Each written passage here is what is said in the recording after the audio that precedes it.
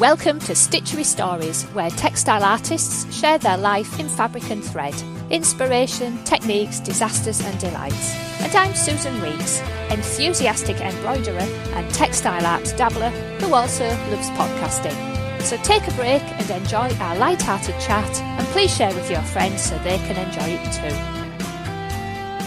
Hiya! If you love Stitchery Stories, then perhaps you'd love to buy me a coffee to help support the time and effort that goes into bringing it to you.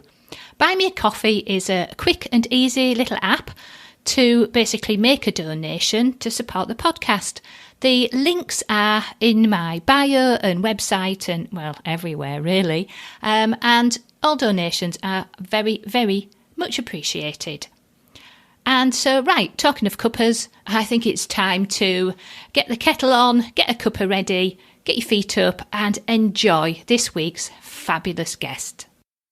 Hello and welcome today to our lovely guest, Elizabeth Griffiths. Hi, Elizabeth. Hi, Sue. It's brilliant to speak to you today. Really looking forward to, I've got my list of nosy questions on the go, of course. Tell you what, links, I'll do that just while I've just remembered. So it's really easy with Elizabeth. You can find her on Instagram, right? So her link will be in her edition of on stitcherystories.com, probably with a couple of other links as well of things that we're going to talk about. But yeah, go and check her out on Instagram.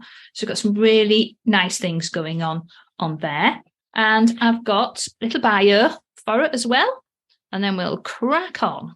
Elizabeth Griffiths is a West Midlands-based artist working in embroidery, print, watercolour and mixed media. Elizabeth's work gives a sense of depth by emphasising and exaggerating colour and tone through stitch and through her application of ink in her monotone prints. Her mixed media work explores and complements the differences between the deliberate stitch and abstracted ink or paint, bringing dimensions and texture to her work. And I'm really quite intrigued actually about how Elizabeth is combining ink and print with stitching as well. So we'll be diving into that. There we are. That's Elizabeth. I've done it. Well, I've done everything really quickly there. I'm quite proud of myself. So let's get started. And Elizabeth, if you want to share with us what you're working on at the moment and what's got you excited. So I've been recently getting really excited about the mixed media work. So I've been exploring embroidering on top of abstract lino prints or on watercolours that I've done on fabric, and then using the embroidery to really enhance those and make some of the colours pop out. At the moment, I've got some lino prints drying. It takes about 3 months. I'm not sure I've got the right thing, but it takes such a long time. So we're waiting for that to dry. And I've got a couple of watercolours on the go. So waiting for new layers. So you've got quite the production line going on there then. Yeah. I'm running out of room. I'm sure it doesn't really take 3 months to dry. Come on. We've got a cold house. Yeah. Does it go mouldy before it dries? Oh, sorry, you know me and my silly comments. Right, so that's really quite interesting how you've got into that. And I know we've got, I've just got so many things to ask you about. I don't really know where to start. But I think there is something that's really exciting shall we talk about that next? Mm-hmm. Yeah. Do you want to tell us about your appearance or your appearance on Sky Portrait Artist of the Year, because surely that has got to be exciting. Oh, it was a fabulous day. I had the best time. So I've submitted a portrait, a mixed media portrait that I did. It was a self-portrait of myself from at the lockdown period. It's a lino print for the majority of my face and shoulders, and then I've got this flash of bright embroidery across one of my eyes. So it's like really trying to bring that life and sense of self and spark to that portrait. I got selected. I was really, really, really proud and really excited that I'll get to showcase textile art on shows like that. So I turned up. I was the only person that wasn't a painter. Oh, surprising. Yeah. Sadly. Wonderful artist there. But, it was great. I got some wonderful comments from the judges. Not all of them made it to the editing cut. But it was really nice to actually display embroidery on that kind of, in an artistic way, in a painterly way almost, and have it accepted. So yeah, fabulous. Can't recommend the experience enough. So please do get your submissions in for the next one. So that's just being on telly. I don't watch telly, so I'm a bit clueless with all of this sort of thing. So is it still on, the actual telly bit of it? So My Heat has already aired. Right. The competition for this year is still taking place. So still being broadcast. So I think we've probably got a few weeks of the heats to come through, so you can catch it, and you should be able to get it on demand if you've got Virgin Media, I think. So it's on at the minute. So when did you record it then? Was that relatively recently? It was the 1st of April that my heat was. So I was wondering whether part of it was just an elaborate joke until I turned up at Battersea Arts Centre and they did actually have my name down. So that was really great. Gosh, yeah, that's it. Yeah, that is. I'm quite naively surprised how long ago that was there for. To the difference between the recording it and the actually being out on the TV. Wow. But then I suppose the editing is just fantastic. So we were there from 7:30 in the morning until about 7 at night. And there's 9 artists that have been recorded completely, all of the interviews, and they distill it into an hour show. So, I'm not surprised the editing takes a while. Well, that's true. Right. So there was nine artists. Is that kind of like 9 per heat, as it were, then? So it's quite wow. It'd be really interesting to get involved with that. Brilliant. Oh, fabulous. And you get 3 of you paint the same celebrity, or in my case, stitch the celebrity. I'm glad you mentioned that. So I was going to say, because again, I haven't seen it. So what did you stitch? But so you all had to represent the same person. Were they there sitting for you, or did they give you a photo? They were. So 3 artists each stitch 1 celebrity, and then there were 3 lots of 3. In my group, we had Bruno Tonioli from one of the old Strictly judges. Oh, right, yes. Yeah, and he didn't sit still the entire time. It was a big challenge to get him down, but it was really good fun. Wow. So did you know in advance who you were going to be stitching? No. I remember chatting to one of the presenters, and he said, "What would you like in a sitter?" And I was like, "Oh, somebody with some great wrinkles and a good personality." And he was like, "That won't be a problem." And then sure enough, out comes Bruno. You forgot to say, and somebody who'll sit still. Yes, next time I will definitely make sure I mention that. You're not a dancer, please. Also, he just, I don't really watch Strictly either, but he seems to be a very mobile person who's always on the move. Even when he's talking, he's moving, isn't he? So, oh, wow.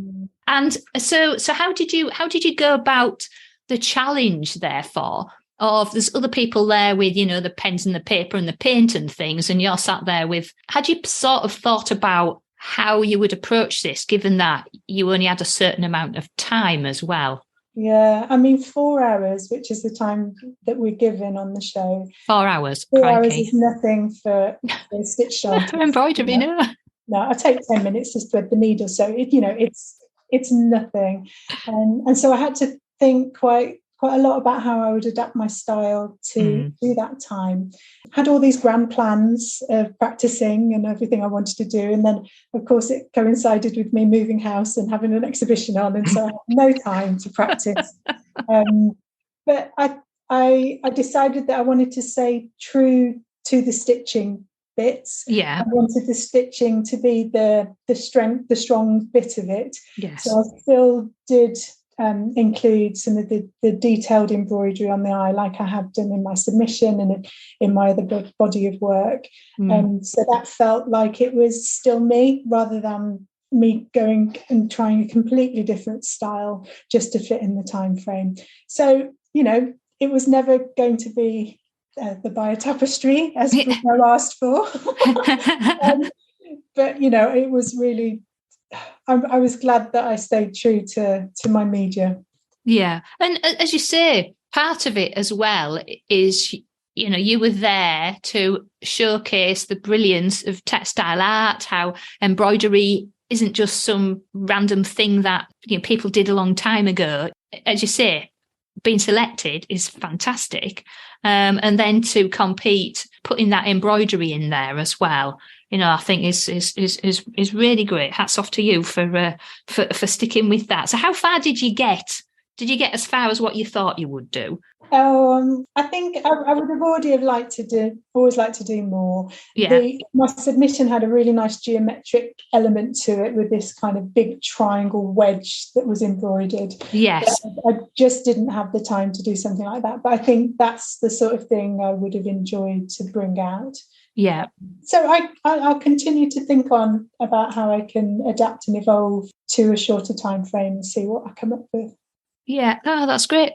The image is on your episode of Stitch Your Stories, and you've got a real good variety, which is, I think, what we'll probably move on to on your Instagram profile there. Now I can see as well that you've there's one particular that I've included, Sarah's eye, which I really liked, and then there's on your grid as well. There's quite a heavily embroidered picture of a face, which I believe was a collaboration with a poet. So that was a really interesting face as well, in the way, because you've done that in like blocks, really, haven't you? So different styles there. But your portrait with that triangular slash on there was very, I'm going to say eye-catching, but that's just like, oh, groan. But it really is really interesting how you've done that. One thing I was going to say as well, there's a picture that you shared recently of, I think it was like all headshots of you laughing, I think, while you was doing that. So which I thought was lovely. Yeah, I've rewatched my episodes and it was just me pulling faces the entire time. It was just sheer joy from moments from the beginning to the end. And when I look at those screenshots, I just think, oh my God, I could not have had a better day if I tried. So it was really nice to share that with you all. And regardless of what we do, you had a brilliant day. And that's how I think, we always need to look at everything, don't we, really? I had a brilliant day. Just great. Remember it, take out of it what you can and move forward with it, really. So, yeah, fantastic. Now, you mentioned a bit already about doing more mixed media and bringing your paints and things back into it. So quite a difference there between, as you say, the difference between deliberate stitch and paint and ink and so on. Is there something that's triggered that off, or is this something that's been like a general movement that you've felt as if you've been exploring a bit more of the mixed media aspects of it? What's the story behind that, Elizabeth? Because I'm sure there is one. So I've been the last year or so, I have been exploring mixed media a lot more. I think what is interesting to me is to try and break out of that very precise and deliberate way of stitching, and so using something that is abstract, like a lino print, or in my case, I do abstract lino prints rather than very neat, pristine prints, or watercolour, and again, abstract approach to those is what is interesting me. I think by having that as a basis and then using that to trigger your embroidery, I find that I'm perhaps exploring or approaching my arts in ways that I wouldn't have necessarily thought of, and I'm learning that way through the media, and it's really exciting. Recently, I've had a health diagnosis. I was diagnosed with breast cancer. Crikey. Yeah, a bit of a shock, really. Yeah. And in the time that I was processing that, preparing for my surgeries and treatment, I found that I couldn't pick up a needle. I couldn't do my embroidery. And when I've reflected on it, I think it's about the mindset. I just wasn't in a long-term frame of mind. And because embroidery is so, its beauty is that it's so slow and deliberative, isn't it? Yeah, yeah. But that just didn't sit well with how, what I was feeling and what I was having to process myself. And so I put the needle down, which was a little bit scary for me because that's what I do. Yeah. And for some reason, I reached for my watercolours that I've probably not got out since I was 15 years old at school. Wow. And I just started playing with it, and I started, throwing the paint down, seeing what it did, looking at how it drips, which colours bled into which other ones, which was dominated, enjoying all those happy accidents that you can do when you're exploring a media and learning about it and and not putting the pressure on yourself to get it perfect each time. And so for those weeks and months that I was preparing for the surgery, I also learnt about watercolour, and you can map the things I was feeling, the things I was processing through my artwork.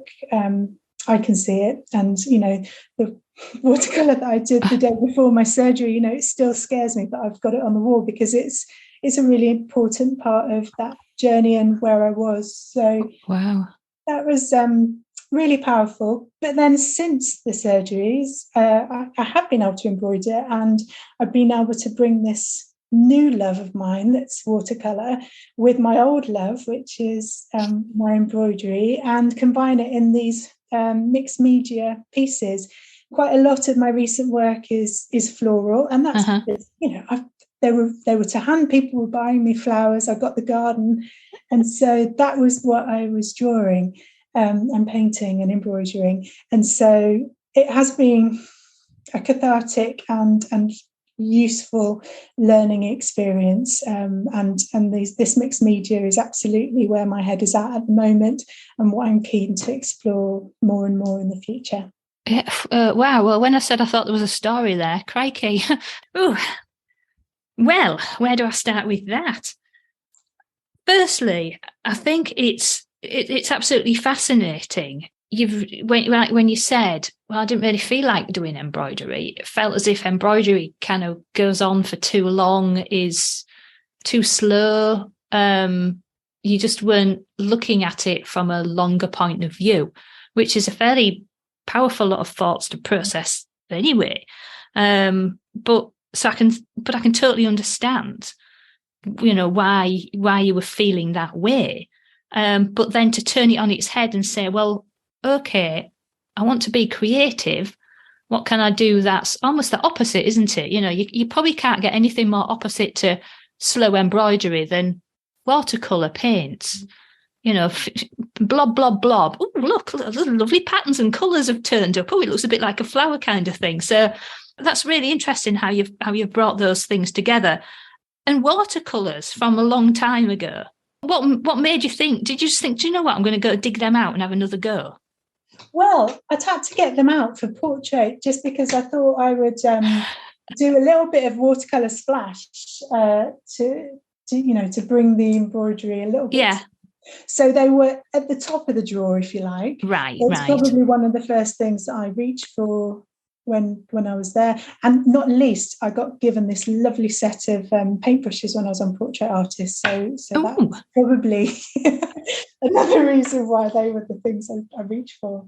Yeah. So have you ever tried silk painting then? No, I haven't. But, I'm keen to give it a go. Yeah, that was something I used to enjoy. A very long number of years ago. I got quite into it, actually. This is a long time ago now, because I still have this, like a toolbox, but then plastic toolboxes you buy from like B&Q and things.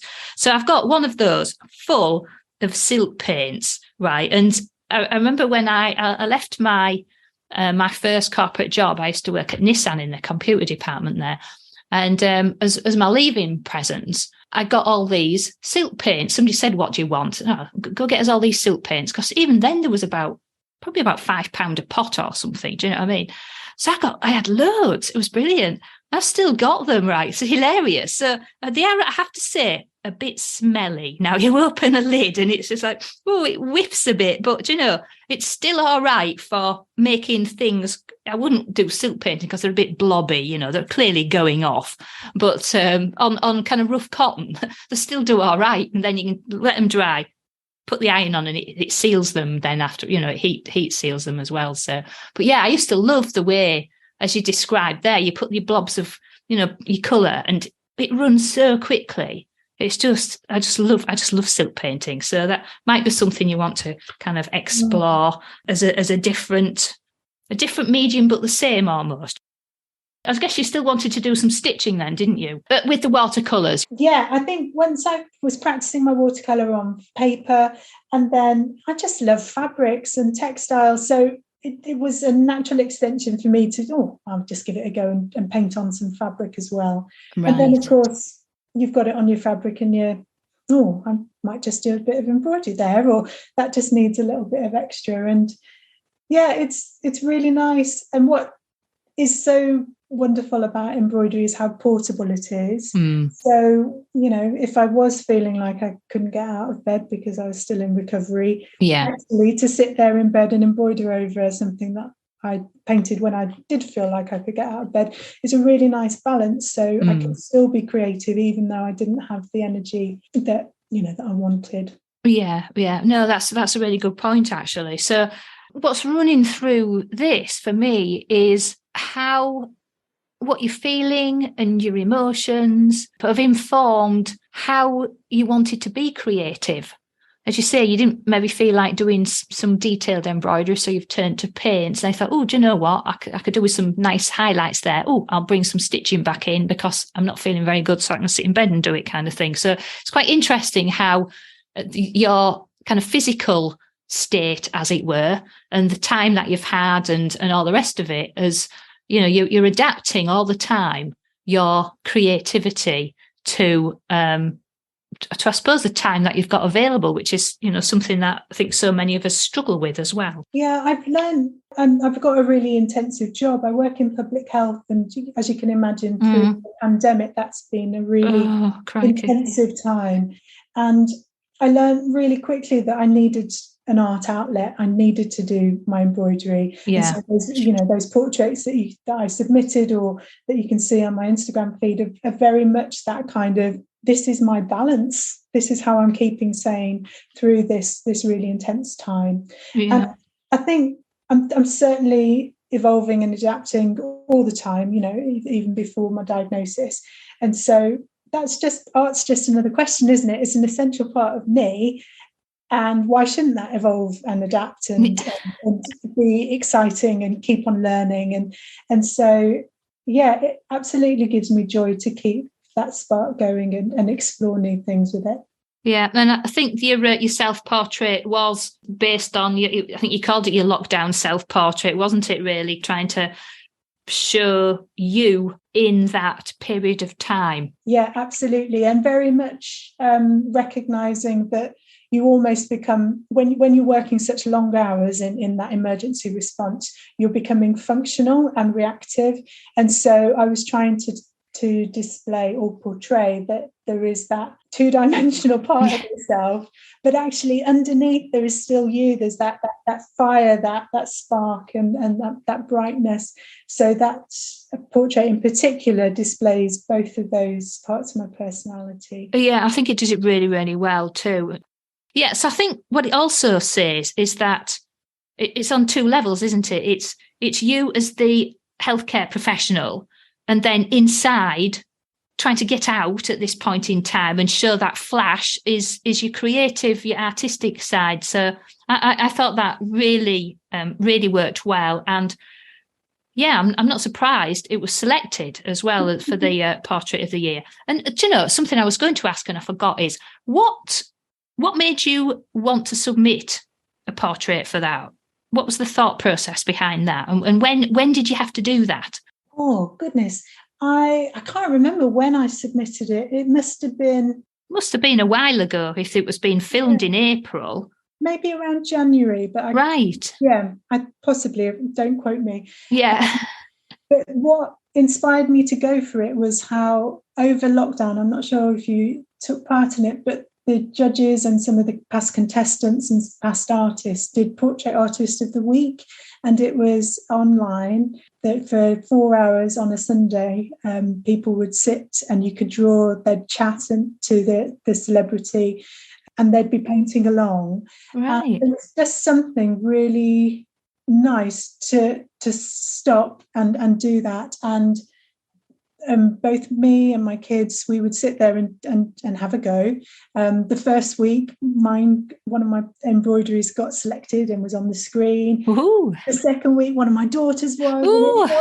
Oh my goodness, this is just such an exciting thing. And I suppose that inspired me to give it a go. Give it a go, yeah. Oh.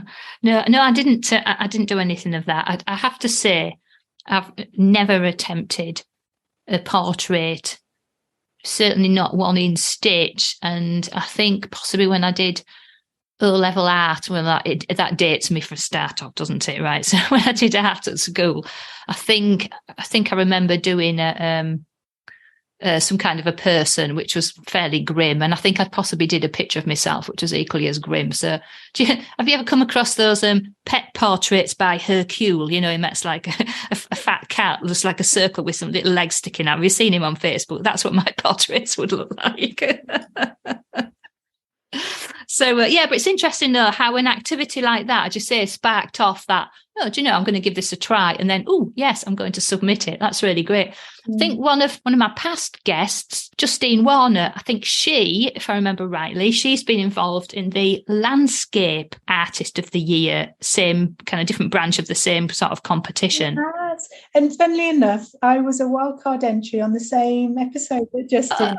Never. And she was fabulous. So I was sitting there embroidering under the tree and people saying, oh, there's another textile artist in one of the pods.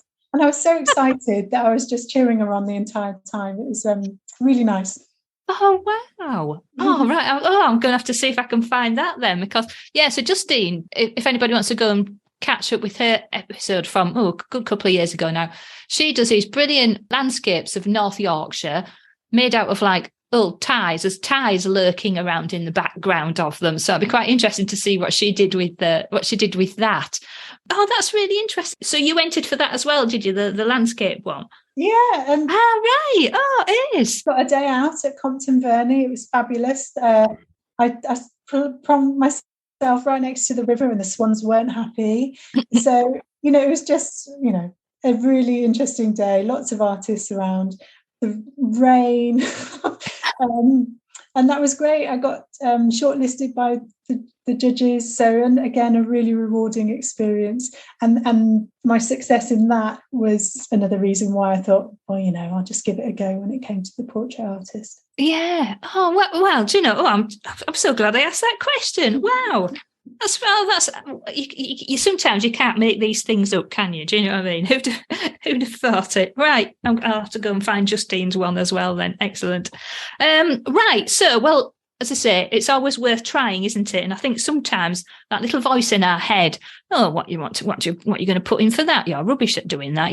We tell ourselves, don't we? So it's always really great to give it a try and see where you get and look where you got. That's just fantastic. So it's still on the go as well, isn't it? You were saying the portrait thing. So I'll have to go and try and find it, and I'll go and find your episode because it sounds really. And now that I've been talking to you, it'll add another dimension to it.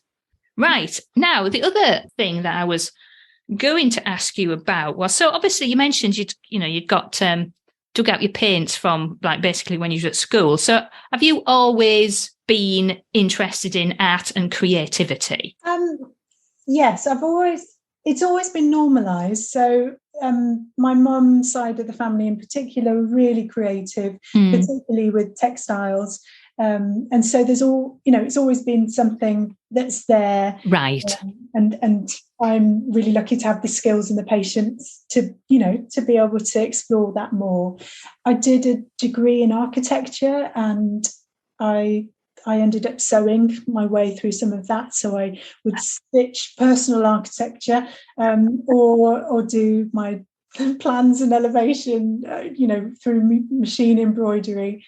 But it was only really probably in the last 6 or 7 years when my brothers had kids, I just did a embroidery hoop with their names. Yeah. And that's what started me on this direction. I thought, this feels quite familiar, having a needle in my hand. I just carried on. I would just explore, find what bits of it excited me, brought me joy. And then gradually I fell into my style and just taking it from there. So what made you start doing like eyes and faces and things? Because I always think faces, it must be the hardest thing of anything to do. Well, funnily enough, in my very first portrait, the eyes were the bits that I left right to the end. Really? Do you know, so many people say they start with the eyes. Yeah. It was almost like I was adverse to doing them. You was avoiding it, weren't you? Yeah. Then I did it, and I was like, oh, that actually wasn't too bad.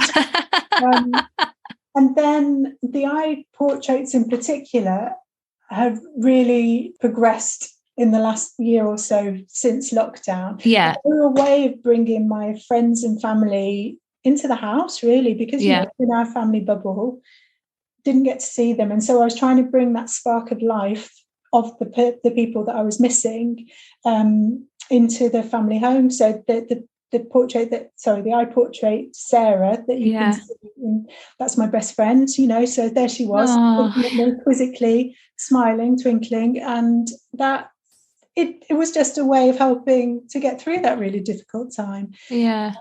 And then in my exhibition that I had in March, I actually had 17 of these eyes on the wall, and it was fantastic to see them all out and have the people there with us. It was a really nice thing to do. Right. So you was in an exhibition as well. So that's why there's one of your images is all those eyes. Right. I didn't realise you'd done so many. Crikey, there's what, 17 eyes? Yeah, I mean, I think I've probably done more now, but we had 17 on the wall, and it was really special. Yeah.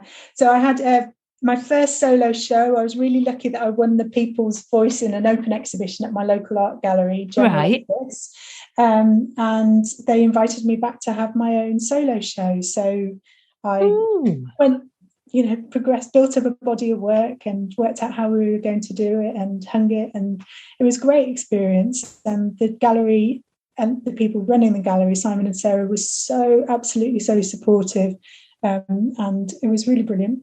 Oh, so that was your first solo show, and that was what, General Office, did you say? General Office Gallery, Stourbridge in the West Midlands. I think it used to be an old General Office for the Post Office, but right now it's a really nice local art gallery. Right. Okay. Well, I'll put the link to that in your episode as well, so then everybody can go and see what they're doing now. So that was back in March. So I guess that's finished now then. It has, but I've still got all of these load of work left. So if anyone wants to see it, I'm sure I can find another way to get it out there. And have you got you haven't got all these eyes staring at you, have you, on your wall? It's not too bad. I've probably got them in a pile. Bring them out when I need it. I just had this vision then of like like an episode of Scooby-Doo or something with all those eyes. I could just imagine all these eyes. At the dining table, and I think it might freak some people out to be stared down while they're eating, but we got used to it. And were they were all friends, people that you know? Yeah, so friends and family, really. Yeah, but it's just a really nice way to do a portrait of someone and to do a family portrait. I keep meaning to do my family, you know, my husband and my kids. Yeah, because it's just a nice way to do it. I suppose at the moment you're on your adventure with your watercolours and your splats and things, aren't you? Really, so you'll have to weave that back in. I think when you feel like doing them, it must take ages though. Doing embroidery and eye. There's a lot of stitches involved. And how big are they? They're on a 4-inch hoop, so it's probably about, I don't know, 1.5 inches by 2 inches or something, and it's a lot of colour blocking, loads of stitches in there, so they take upwards of 10 hours. So it's a labour of love. Yeah, definitely. So let me get the timeline right here. So your solo show was in March. Mm-hmm. You did the portrait artist filming in April. Moved house as well. Oh, that's right. You moved house, yes. So that was a very busy time period. Did you get your diagnosis after those things? So a whirlwind couple of months. Yeah, absolutely. Oh, crikey! It's sometimes you look and you think, how did I cope with all of that? You know, everything just all seems to happen at once. I think sometimes it's best to not know what you've got coming, isn't it? Because you wouldn't do these things otherwise. No, I totally agree with you. I've had several utterly insane months like that. I think the most notable of mine, this will give everyone a bit of a laugh. So it was 20 years ago now, crikey. So in the same month, my divorce went through. My forever home was sold, so I had to find somewhere else to live. And my plan had been, I had a very stressful corporate job my plan had been, right, I'm jacking that in and I'll just have some time off. I had money, so I didn't really need to worry about, getting another job straight away. I'd planned for this. So I jacked my job in. I thought, yeah, excellent. And then I think it must have been 2 weeks later, and I was going to go travelling. I was going to have like a kind of an adult gap year and go volunteering and stuff. A couple of weeks later, I discovered I was pregnant. And that was really ace at the age of 39. Full on a few months for you. Same thing. So I did all the stressful things everybody does. Jacked my job in, moved house, got divorced and decided I was pregnant. Yeah, so that's one of those a week. Anyway, I look at it this way, Elizabeth. I got rid of all of that all in one go. It was more efficient. Oh, dear. Right. And so I think really then you've had a lot of highlights this year and you've had quite a lot to deal with as well, haven't you? So what are you looking forward to in terms of, do you have any future plans? Have you got anything else that you've got kind of up your sleeve, or even just with your work, what direction are you thinking of moving into? Have you got anything like that you'd like to share with us, Elizabeth? Well, I am really excited by this whole abstract watercolour and embroidery. And given that I didn't have much time to practice before portrait artist, I'll do all my practicing afterwards when it has no relevance. So I'm brilliant. Going to try and explore portrait again and how I can speed up that process and still stay true to my style. Yeah, I love that. You're practicing after you've done it. That's ace. Well done. I'll tell you what that shows, though. That shows confidence and the willingness to explore. But yeah, just the confidence of, well, I've done that. What can I do? What do I want to revisit? And all in such a positive way, because sometimes I think people can beat yourself. Oh, I should have done this. I could have done that. Blah, blah, blah, blah.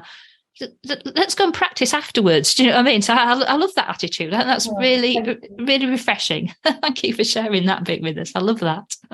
Right. So you're going to be, doing some more experimenting and exploring with that approach. So, well, I'll definitely be having a good nosy on your Instagram to see what you're doing, which is how I found you in the first place. Oh, thank you. Oh, very lovely.